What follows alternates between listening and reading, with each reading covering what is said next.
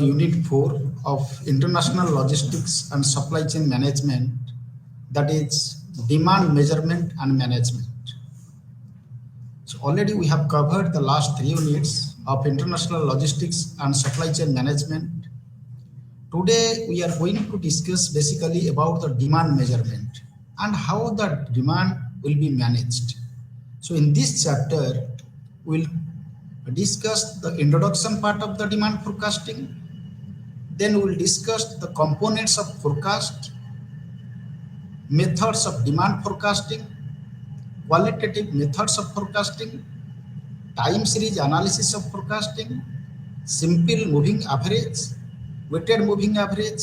After that, we will discuss the single smoothing method, then trend adjusted exponential smoothing methods.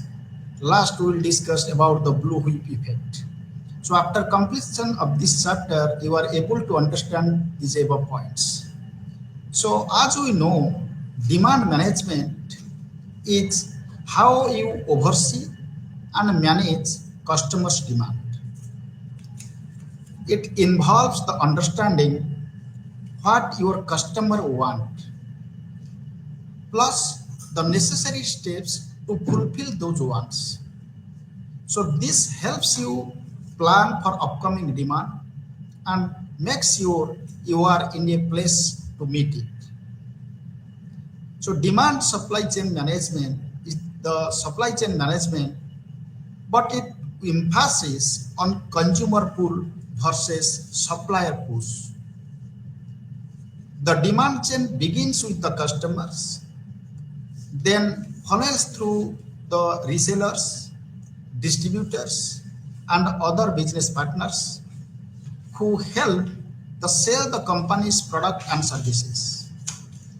So demand management is a pivotal aspect, or it is one of the important aspects of the supply chain management that focuses on understanding, forecasting, and influencing the customer demand to ensure that an organization can meet it efficiently.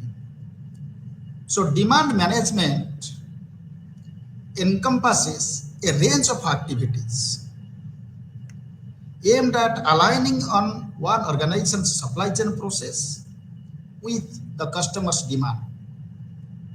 Its primary goal is to achieve a delicate balance between the supply and demand to optimize the use of resources and enhance the customer satisfaction. There are different key aspects are there, and as we know, customers' needs and wants are changing with the passage of time, because by the passage of time the wants and needs are also changing, and the focus of companies are shifting from products and services towards providing the better experience and personalized to the consumers, because time by time when the demand will change, the customer's preference will change. Accordingly, the company must have to take care of this. But before some years ago, earlier the companies were producing the tangible products, and customers used to wait for the weeks or months for the delivery of those products. But now it has been changed. The focus of the companies has shifted towards consumers' behavior and other aspects. It is one of the important aspects. So now after discussing this, let us know what is the demand. We are studying the demand forecasting, demand management, but what is the demand? The purchaser's wish and capability to acquire a good or service at a specific time, that is known as demand. For an example, demand for smartphones, superbikes, luxury cars, e-vehicles, this is known as your demand. Then another word, what is forecasting? A forecast, it is not real. You are forecasting, you are estimating. A forecast is an estimate of a future event achieved by systematically combining and casting forward in a predetermined way about the data related to the past. You will forecast for the future, but how you will forecast? By taking the data of the past. This is the meaning of forecasting. And demand forecasting is the projection and prediction of demand of various materials by location, stock keeping units, that is known as SKUs, and the time period which is critical to success of the supply chain management. The primary objective of the demand forecasting is to have the right product in the right position at the right time in the right quantity. What is the primary objective? Is to have the right product, right position, right time, and right quantity. Forecasting brings planning and coordination between production and capacity of facilities, and it facilitates also the supply chain managers to proactively allocate the resources appropriately so as to have a smooth interface between them. So these demand forecastings has some key aspects. The demand forecasting, basically accurate demand forecasting, is the cornerstone of the demand management. And organizations use the historical data, market trends, statistical models to predict the future demand for their products or services. Second key aspect is demand planning. When demand is forecasted, the demand planning involves the creating strategies and action plans to meet that demand. It includes the decisions about inventory levels, production demand, and also the procurement. Another aspect is demand shaping. What is the demand shaping? The demand shaping, it is also involves the influencing customers' demand through marketing and pricing strategy. For an example, offering promotions or discounts during off-peak periods can help the smooth demand. Another is demand sensing. What is that? The demand sensing refers to the real-time monitoring of the customer demand signals. These are some of the key aspects. Now let us discuss about the time horizon of the forecasting. What are the time horizon of the forecasting? One is short-term forecast. What is that short-term forecast? It is generally considered for 3 months into the future. Short-term, the name itself indicates the time period is very short. So it is 3 months into the future. And short-term forecast can be daily, it can be weekly, it can be monthly or annual. For an example, like inventory management, supplier schedule, etc.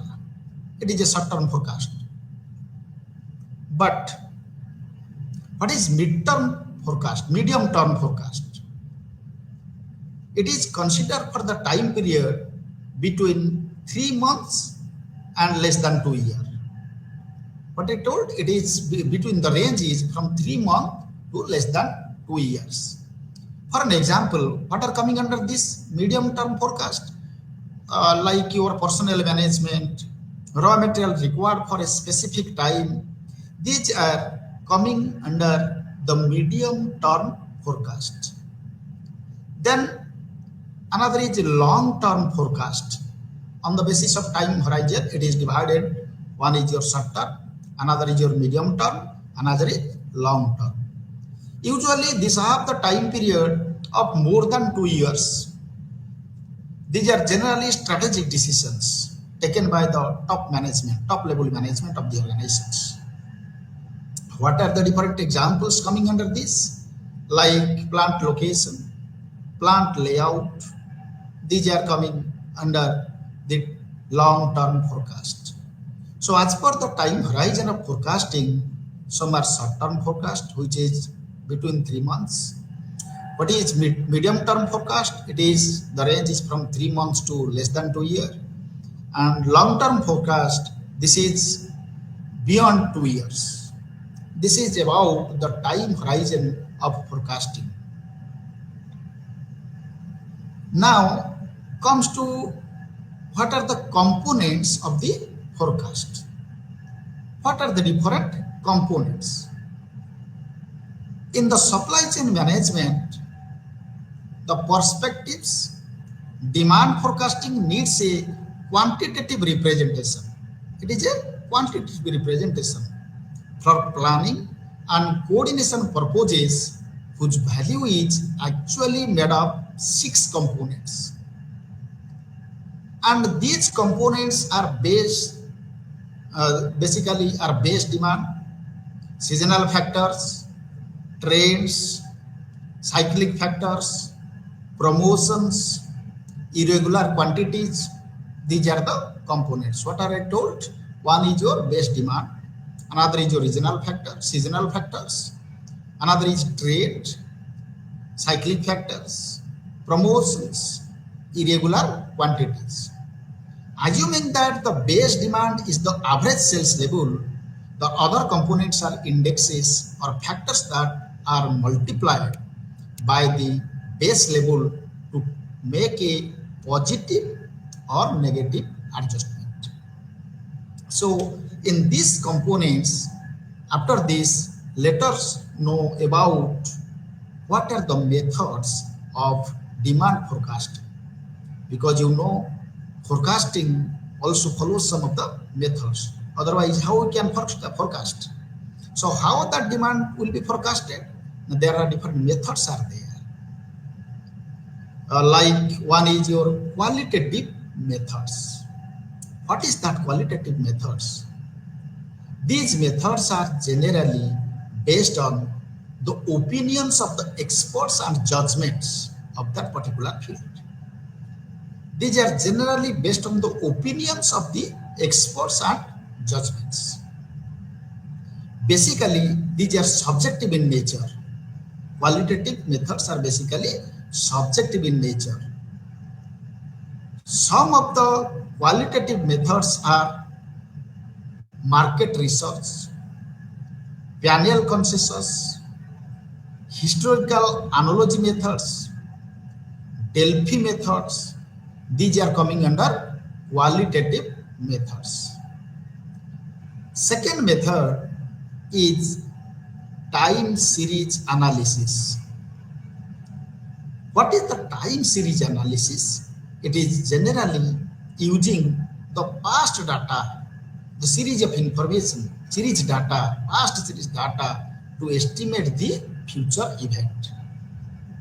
And companies are basically using the past sales numbers of the products so as to estimate the probable future sales numbers. And past data is having various indicators like horizontal indicators, trend indicators, seasonal indicators, seasonal variation indicators, cyclical fluctuation indicators, random variation indicators. So all these informations are basically considered in the time series analysis. Third is causal forecasting method. Here, there are the relationships are critically analyzed in the causal forecasting methods, such as your econometric models, linear regressions, multiple regressions. As you know, these are the methods where the relationship will be critically analyzed. So it is known as causal forecasting methods. Another method is simulation method.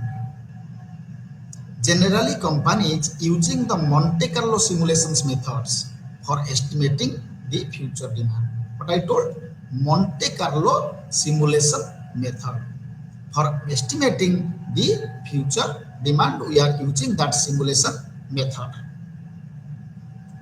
So one by one, let us discuss in detail the qualitative methods of forecasting. As you know, these methods are usually influenced by the experience of the concerned persons and their biases towards the certain situations and circumstances. These are basically focused to the market research, panel consensus, historical analogy methods. These are the things. And in market research, when an organization is launching a new product or updating the existing product, then the market research is used by the organization. For what? And to collect the views or suggestions from the customers with the support of various tools like questionnaires, telephone calls, interviews, etc. Because unless and until we will take the help of any questionnaires, telephone calls, or interviews, how we can collect the data, how we can research the market. So market research, basically it is adapted when a company will launching a new product or updating. It may be launching new product or updating the any existing product. Then another is your panel consensus.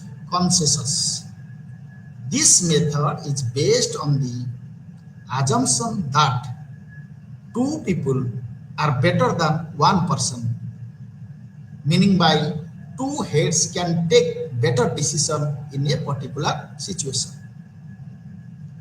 So in a panel consensus, a team of people from various walks of life are formed to discuss a given problem.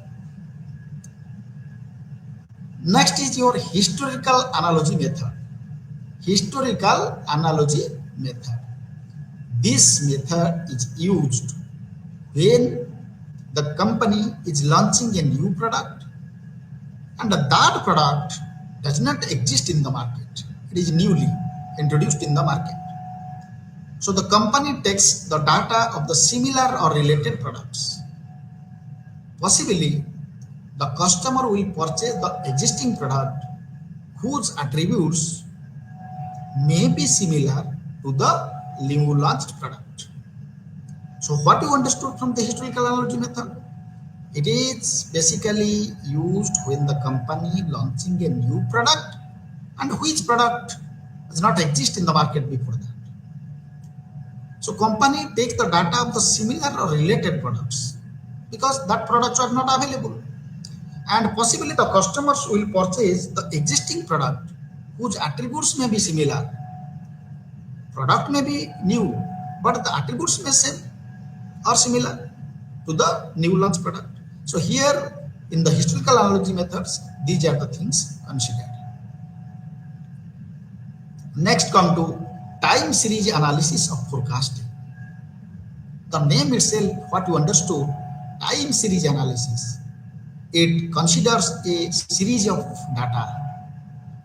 In the time series analysis, uses the past data of the product to estimate the future demand of the product. So generally, demand for products is having the different aspects. For an example, an automobile company uses the past data of the last 4 weeks to predict the demand of the next week, that may be for the 5th week. Generally, the demand for products is having the following aspects. It may be horizontal aspects. The demand of the product usually fluctuates around some certain values. But what trend tells, data follows a particular pattern in the form of increase or decrease. So, for an example, on the one hand, demand for smartphone is increasing in the metros,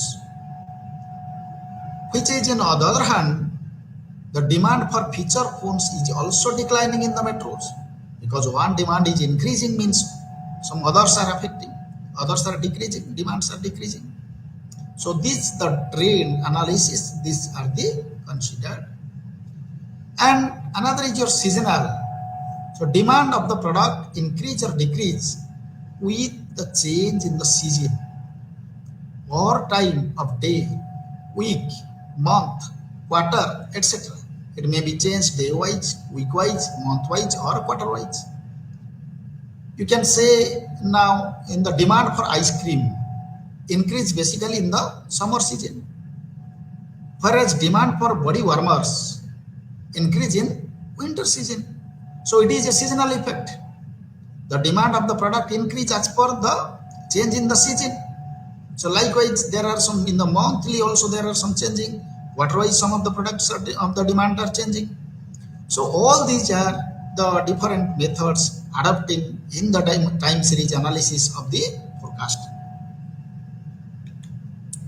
Another is cyclical. Demand of the product changes after a certain duration of time. For an example, the demand for e-vehicles will increase in the coming future. It is clearly understood. But in the random, we can say the demand for product depends on the factors which cannot be assigned. What are the examples? It may be the demand for certain products will depend on the earthquake or famine. It is not certain. It depends on the certain events, certain incidents. It may become randomly. It is not a regular activity. Okay, so these are the different demand forecasting methods. Then let us know what is about the simple moving average. Here we'll discuss some of the practical problems. Basically, in simple moving average, what happens? It is used when the data is neither increasing nor decreasing with the passage of time. Data is neither increasing nor decreasing. Then what happens? Moreover, the data is also not having seasonal fluctuation also. So in this method, the future value of the product depends upon the average value of the previous year's data. Because there is not any increasing or decreasing in the passage of time. So we have to take the average value of the previous year's data here. One of the practical example I am discussing, please let us understand and listen. For an example, the demand of microwaves oven in the first, second and third week of September for the XYZ company is 30, 32 and 31. Then what is the forecasted demand of microwave ovens for the fourth week of the September month? Again, listen the question first.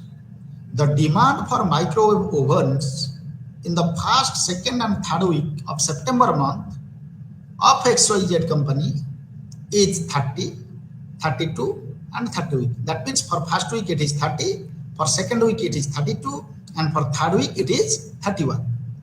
Then what is the forecasted demand of microwave ovens for the fourth week of the September? Already 3 week data available. First week it is 30, second week it is 32, third week it is 31. Then what will be the demand in the fourth week as per the simple moving average? So fourth week, the forecasted demand for fourth week, suppose we have to take the symbol as F4. So F4, how we can calculate? F4 will be, or forecasted demand for fourth week will be, is equal to actual demand of first week plus actual demand of second week plus actual demand of third week divided by n. So here n is 3. because first, second, and third month data is available. Third week data is available. So n will be 3. So how we can find out the forecasted demand of the fourth week? Now, F4 is equal to 30 plus 32 plus 31 divided by 3. It will be 31 units. So the forecasted demand for the fourth week of the September month is 31 units. So how we can get that 31 units? Now it will be by calculating the actual demand of first week, actual demand of second week, and actual demand of third week. We have to add all these 3 week demand divided by the number. Number means 3. Here n is equal to 3 because 3 week data is available. So by this way, we can calculate the simple moving average in these methods, forecasting methods. Then comes to weighted moving average. Weighted moving average. As we know, simple moving average gives equal weight to the past data. Have you seen in the previous example? We have taken equal importance. We have given equal importance. We have to add all these 3 and divided by the number of times. Suppose n is equal to 3 in the previous example. So in simple moving average, it gives equal weight to the past data. Whereas in the weighted moving average, it assigns the different weights to the past data. Here it is not like simply moving average, all are equal. So what in this method, it is based on the assumption that past should be treated differently. How? Now for an example, most recent data can be assigned weight as 60% and the weight assigned to the rest of the data as 40%. Recently collected data, we have to give the weightage as 60% and the previous was assigned 40% weightage. But one thing must have to keep our mind while assigning the weights, that assigned value should be 1. So how? Please see this question. ABC company or ABC an organization is selling 200, 180 and 212 inverters in the month of January, February and March. Then what is the weighted moving average of inverters for the month of April? So weight assigned for January is 20%, February is 30%, March is 50%. So see, here total will be 100% and it is equal with 1. So here, please see how I am solving this. Here weights assigned to the month of January is 20%, you have seen. Assigned to the February is 30% and weights for the month of March is 50%. Why? Because March is the recent and February is the previously. Then January is much more previous than February. So according to the weight varies. The recent is taken as 50%, then that is 30%, then January is 20%. But actual demand in the month of January is 200. Please see the question.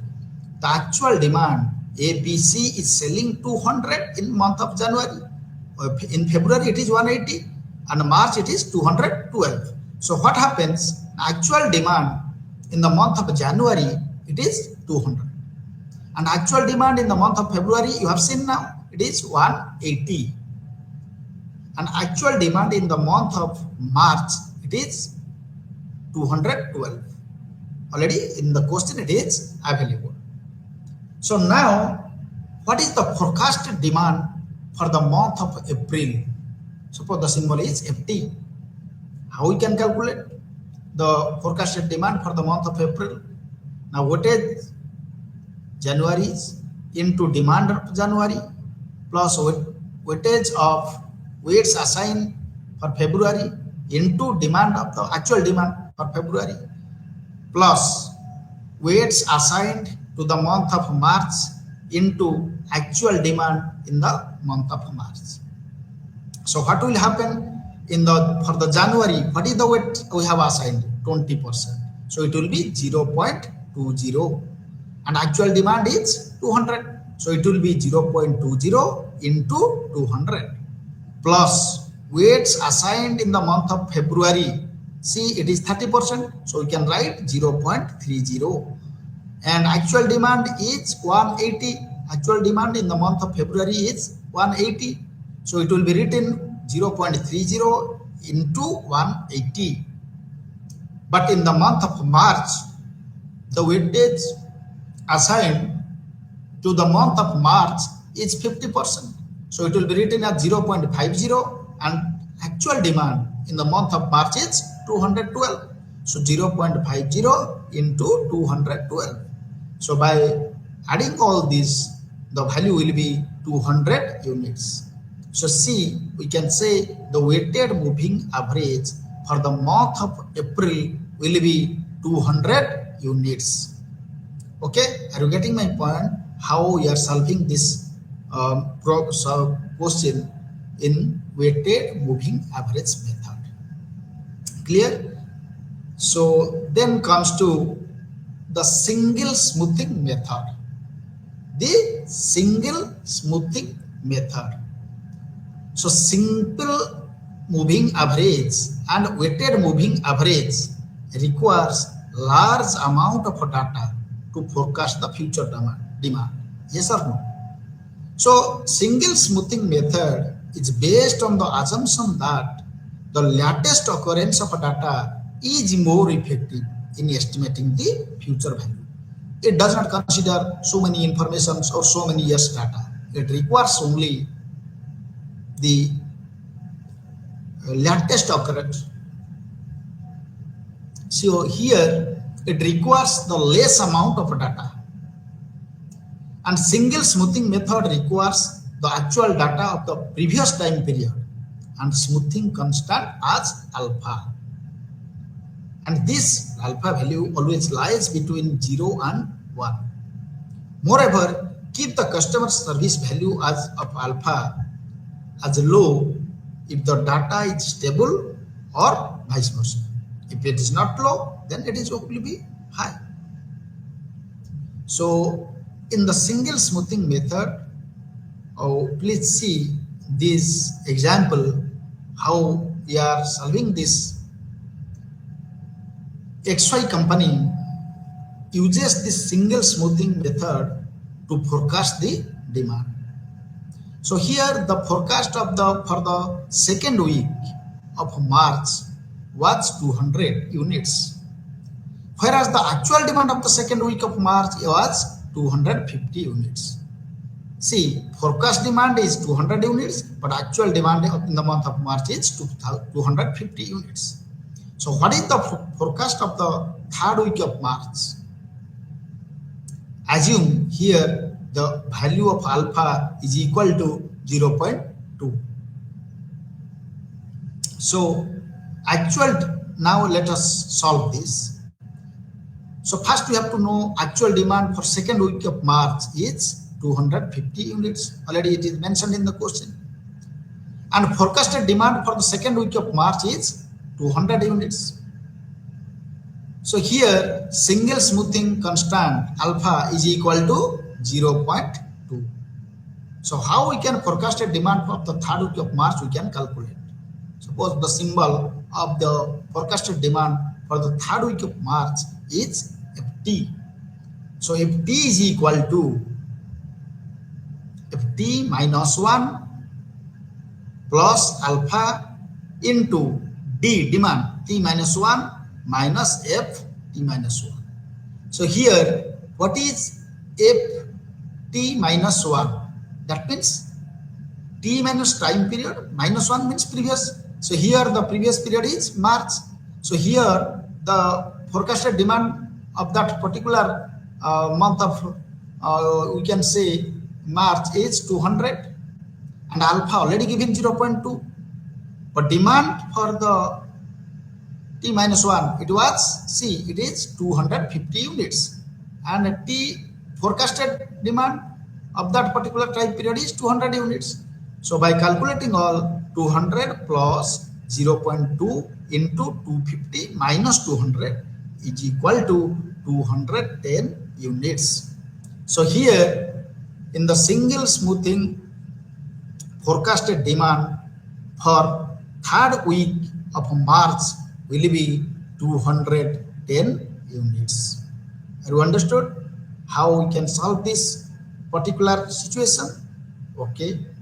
Now let us come to the trend adjusted exponential smoothing method. Trend adjusted exponential smoothing method. As you know, sometimes the data is having various fluctuation and it is difficult to estimate the future value. So to correct the trend in the past data, two smoothing constants are used in the form of one is alpha, another is beta, where beta constant is used for smoothing the trend. Generally, the value of alpha and beta constant are known, or these constants can be calculated from the past data also. Unless and until you can take the value of alpha and beta, that those are constant, these constants can be calculated. How it can be calculated, the beta value and alpha value? Now from the past data. Okay, this is about the trend adjusted exponential smoothing method. So till now we are discussing different forecasting methods. Next, let us know about the blue whip effect. So before going to the blue whip effect, let us know some of the significance of that particular demand management. What are the different significance of that particular demand management? As we know, there are different significance and importance of the demand managements are there, and demand management plays a crucial role in the supply chain operations for several supply chain management functions. So among them, one is the importance or significance is efficient resource allocation. After this, we will discuss the blue whip effect. Before discussing the blue whip effect, let us know some of the significance of the demand management. One is efficient resource allocation. What it means? By accurately forecasting and planning for demand, organizations can optimize the allocation of resources, reducing the risk of overstocking or stockouts. Understood? One significance or importance is by accurately forecasting and planning for demand, organizations can optimize the allocation of resources, reducing the risk of overstocking or stockouts. Then another significance is cost reduction. What is that cost reduction? Efficient demand management can lead to cost savings by minimizing the excess inventory carrying cost and production inefficiencies. Another significance is customer satisfaction, because you know everything is meant for the customer. So meeting customers' demand promptly and reliably, you have to prove, you have to adapt very quickly, you have to prompt quickly and reliably. The promptness and reliableness enhance the customer satisfaction and loyalty, because you know in a customer priority market, you know, unless and until you will make your customer satisfied, you cannot exist in the market. Now So many organizations are thinking about the customer's delight. They are not thinking about customer satisfaction only. So customer satisfaction is also another significant factors. Another is enhanced responsiveness. Enhanced responsiveness. So effective demand sensing and shipping enable the organizations to adapt quickly to changing market conditions and customer preferences. So here, enhance the responsiveness, you have to increase your responsiveness. How? By effective demand sensing and shipping enable organizations to adapt quickly to the changing market condition. Next is your risk mitigation. Demand management helps in identifying and mitigating the risk associated with the supply chain disruptions, ensuring business continuity. So there is five significant of the demand management. We have to know. One is your efficient resource allocation. Next is your cost reduction. Next, customer satisfaction. Then enhance the responsiveness. Then risk mitigation. So now comes to the blue whip effect. So what is that blue whip effect tells?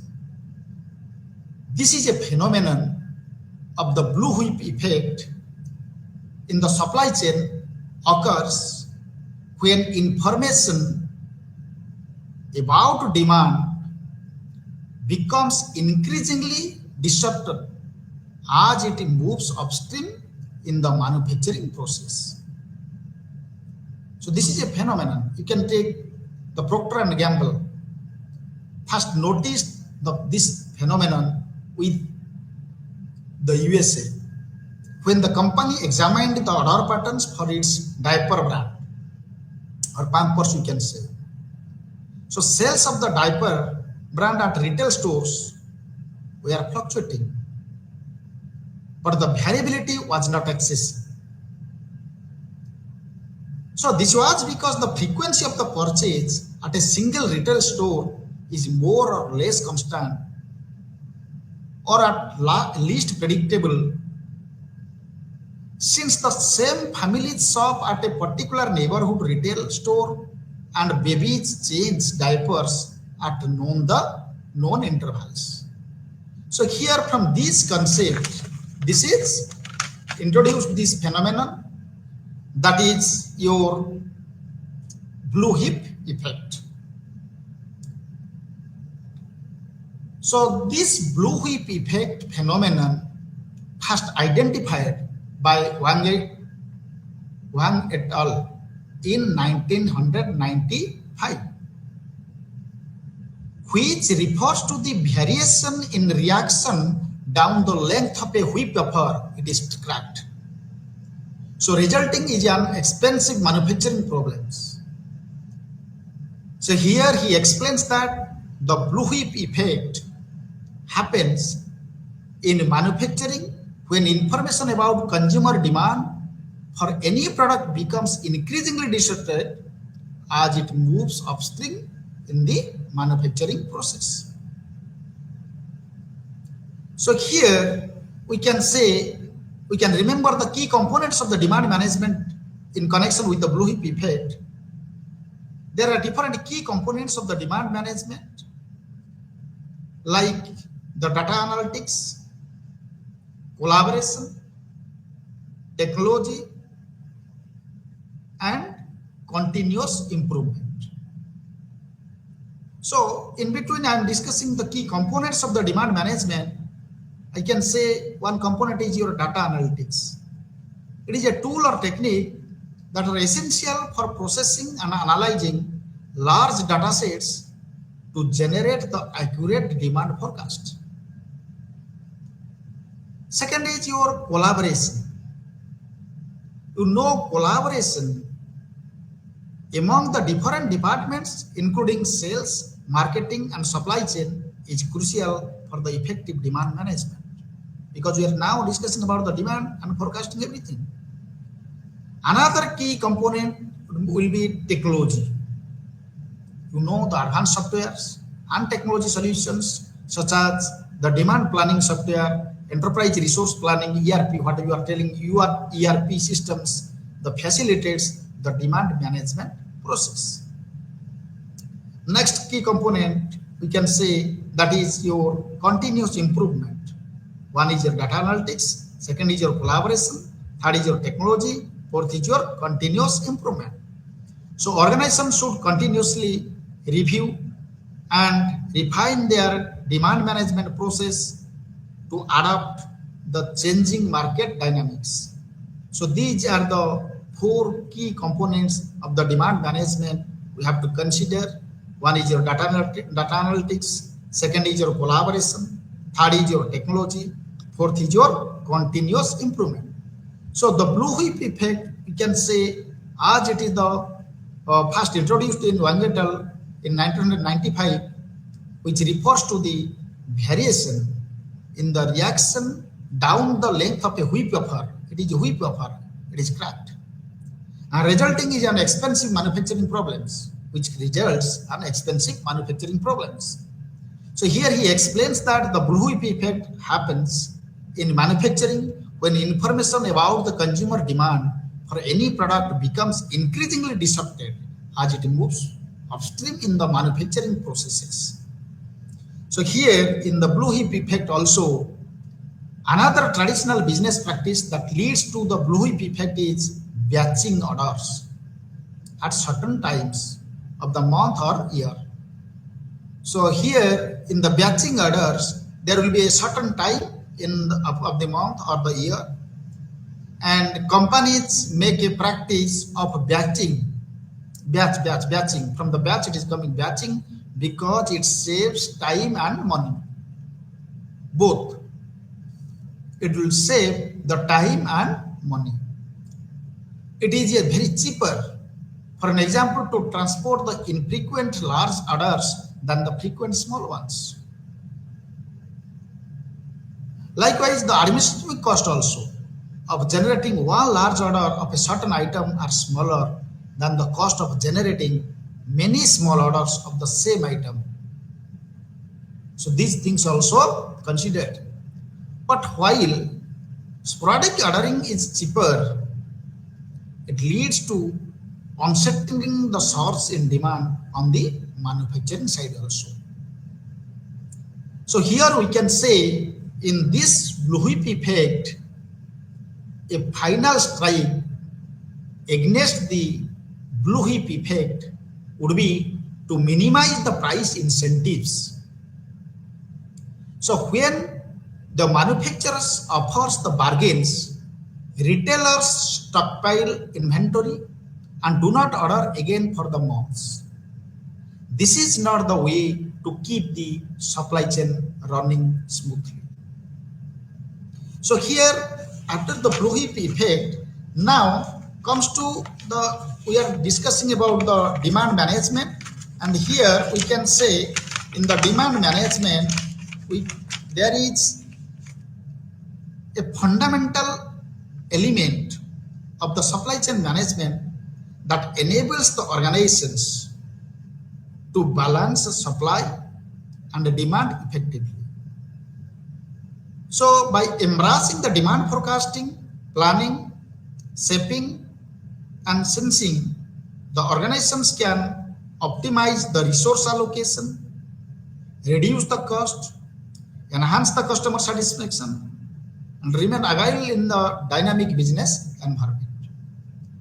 So here we can say there is in the demand forecasting management a lot of methods we have to follow, we have to see.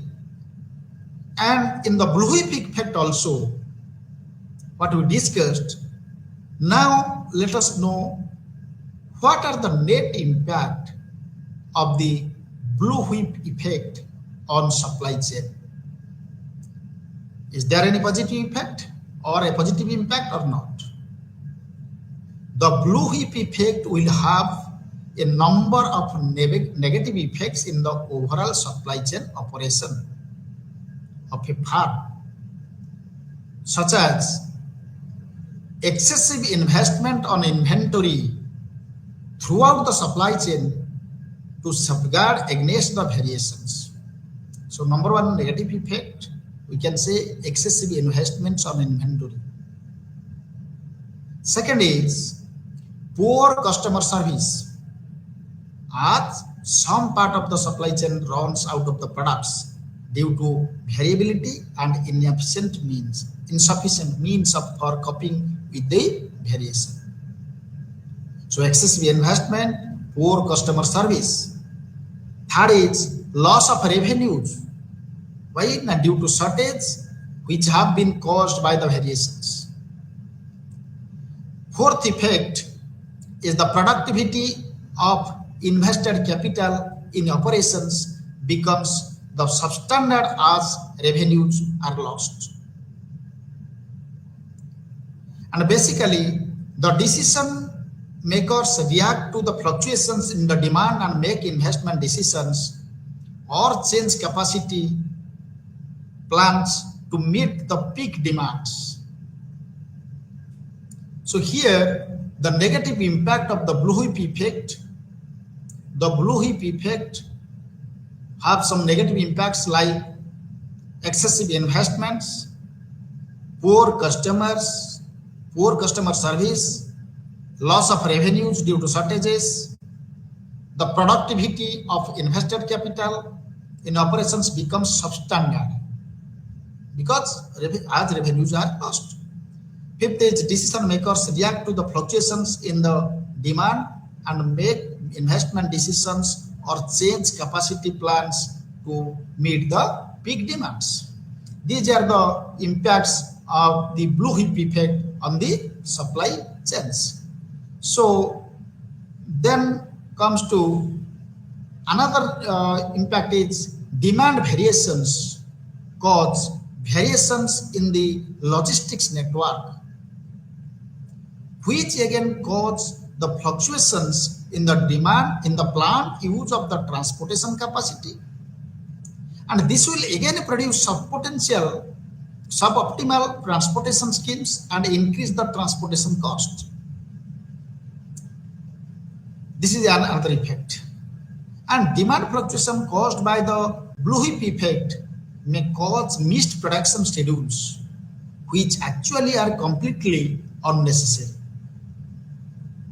As there are no real change in the demand, only inefficiencies in the supply chain is a matter here. So these two another impact or effect on the blue heap effect. Next comes to the remedies of blue heap effect. We know these are the different effects. Then what will be the remedies? Nowadays, companies are timely identifying the blue heap effect, and top management are deeply thoughtful about the roots of the blue heap effect. Because the day has gone. Now the different logistic manager, different marketing manager, their operation manager, they are proactively identifying everything. If these are the negative effect, these are the effect, then what will be the remedies? They are proactively identifying. And different new methods have been implemented by different companies which have the power to address the blue heap effect partially. And on the basis of coordination mechanism, companies categorize the various initiatives and remedies, specifically sharing of information, alignment for channel, and the operational efficiency. So the top term operational efficiency tells or denotes the actions which aim at advancement in the performance, like reduction in the cost and lead time, and various measures are adopted by the companies to govern the blue heap effect. So these are the different remedies. One is your the organizations are proactively identifying these blue heap effect by the top management, and different new methods have been implemented by the different companies to address the blue heap effect partially. And there is a, on the basis of coordination mechanism, companies are basically categorize the various initiatives and remedies, specifically the sharing of information, alignment for channel and operational efficiency. And the term operational efficiency denotes the actions which aim at advancement in performance, like reduction in cost and lead time. Various measures are adopted by the companies to govern the blue heap effect. These are the remedies of the blue heap effect. Then, how we can avoid the multiple demand forecast updates? How we can avoid that? So every stakeholder of the supply chain conducts some sort of the product forecasting in connection with the smooth planning process. Whenever any member in the supply chain make its own forecast using the information about the demand at his own immediate downstream level, then blue heap effects are created.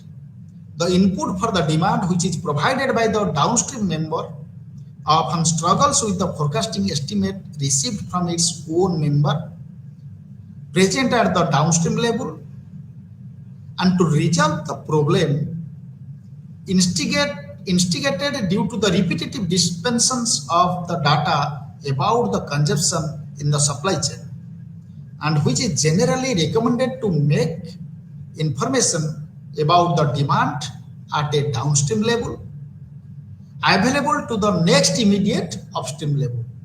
So that will be immediate. That will be about the demand at a downstream level available to the next immediate upstream level. So by this way, we can avoid the multiple demand forecast updates. Then break order batches. What is that break order batches? As we know, companies used order in the supply chain process, and thus it contributes to the blue heap effect. So companies need to develop novel approaches that lead to smaller lots or added frequently resupply.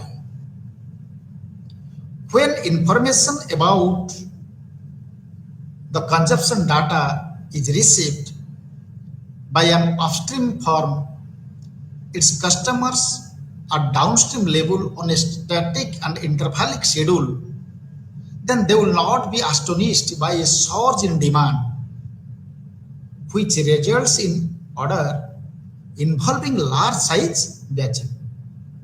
So by this way, the break order batches, we can say, then stabilize prices. What is that stabilize prices? Is the meekest means for regulating the effect of blue heap effect triggered due to the forward buying and diversions, which is required for diminishing together the rate and the level of discounting available in the wholesale prices.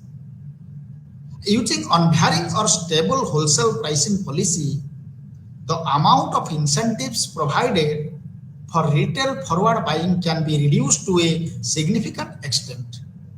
So this is about the stabilized prices. It is one of the meekest means for regulating the effect of blue heap effect triggered due to the forward buying and diversions. Next comes to after the stabilized price, how we can eliminate the gaming in shortage situations. Whenever a shortage is faced by a supplier at an upstream level, it is better to allocate the products as per the previous record of sales instead of distributing on the basis of order. So there is no incentive for the customers to amplify their orders. This method for allocation is also used by General Motors when customer service there is a shortage in supply. And also another company such as Hewlett Packard is using the allocation method in its supply chain process. And for reducing the client's nervousness, which indulges in gaming, it is better to share information about the level of capacity available along with the stock of inventory. So by this way, we can eliminate the gaming in shortage situations. So by in this chapter, we can conclude the demand management is a fundamental element of the supply chain management that enables the organizations to balance the supply and demand effectively. So by embracing the demand forecasting, planning, shaping, and sensing, the organizations can optimize resource allocation, reduce the cost, enhance the customer satisfaction, and remain agile in a dynamic business environment. So by this way, we have covered this unit 4 and different concepts we have already discussed, how the demand will be demand management, how the demand will be forecasted, and different methods of this unit.